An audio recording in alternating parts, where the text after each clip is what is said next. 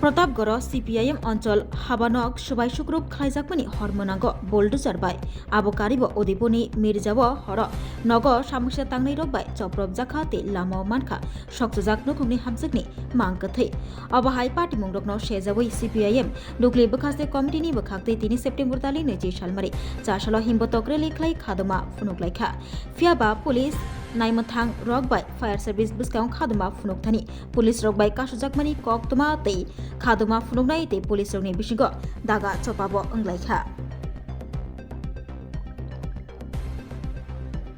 এদেরকে খুন করা হয় এই কোন রাজ্যে বাস করছি জবাব চাই জবাব দাও এই আমার মাটি আমার মা এই আমার মাটি আমার মা এই আমার মাটি আমার মা এই আমার মাটি আমার মা উৎসবের আবহ চলছে এই শারদ উৎসবের আবহের মধ্যেও আমরা লাল ঝান্ডার বন্ধুরা ছাত্র যুব এবং নারী সংগঠনের নেতৃত্ব স্থানীয় কংগ্রেসদের নিয়ে জরুরি বার্তার ভিত্তিতে আজকে আগরতলা শহরে মিছিল করে পুলিশের হেডকোয়ার্টারের সামনে আমরা বিক্ষোভে মিলিত হয়েছি। কি এমন ঘটনা, গোটা রাজ্যের মানুষের যখন আনন্দে মেতে ওঠার কথা, গোটা রাজ্যের মানুষ যখন বছরে একবার উৎসবের আনন্দে মেতে থাকার কথা, তখন আমাদের রাজ্যে অন্ধকারের রাজত্ব। উৎসবের আবহাওয়া বলতে কিছু লক্ষ্য আমরা করতে পারছি না। গতকাল গভীর রাতে আপনারা লক্ষ্য করেছেন সোশ্যাল মিডিয়ায়, খবরের কাগজে, আগরতলা পশ্চিম থানা থেকে বেশি দূরে নয়, আগরতলা পূর্ব থানা থেকেও বেশি দূরে নয়, পুলিশ হেডকোয়ার্টার থেকে হাঁটলে পরে 10 থেকে 12 মিনিটের রাস্তা প্রতাপগড় CPIM এর দপ্তর বুলডোজার লাগিয়ে ভেঙে দেওয়া হয়েছে। গোটা ভূভারতে ত্রিপুরা রাজ্য ছাড়া এরকম কোন ঘটনা নজির কেউ দেখাতে পারবেন বলে আমরা বিশ্বাস করি না। কি লজ্জার কাণ্ড!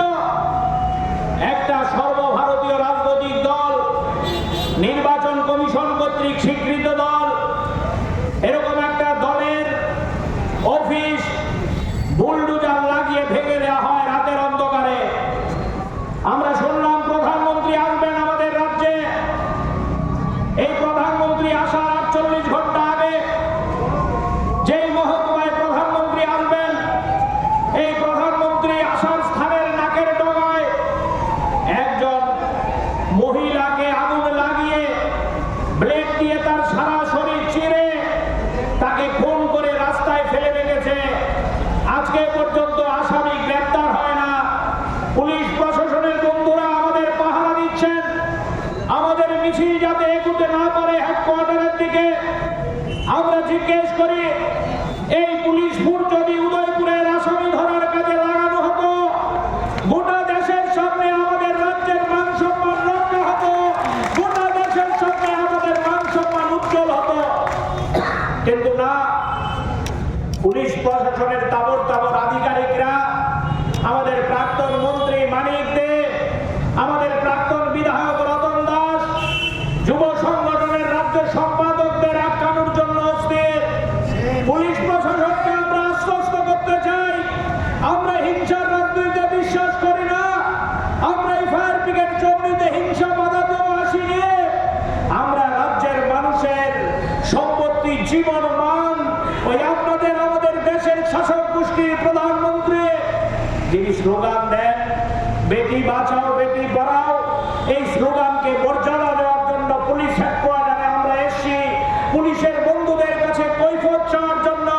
পুলিশের বন্ধুরা আমাদের শত্রু না, তারা কেউ আমাদের ঘরের, কেউ আমাদের প্রতিবেশী। আপনাদের জিজ্ঞেস করি, আমাদের রাজ্যে এক সময় পুলিশ রাষ্ট্রপতি কালার পুরস্কার পেয়েছিল। আমাদের রাজ্যের পুলিশ গোটা ভারতবর্ষের মধ্যে ওই উগ্রপন্থী দমন করে নজির তৈরি করেছিল। আমাদের রাজ্যের তৎকালীন মুখ্যমন্ত্রী মানিক সরকারের কাছ থেকে দেশের প্রধানমন্ত্রী কি করে উগ্রপন্থী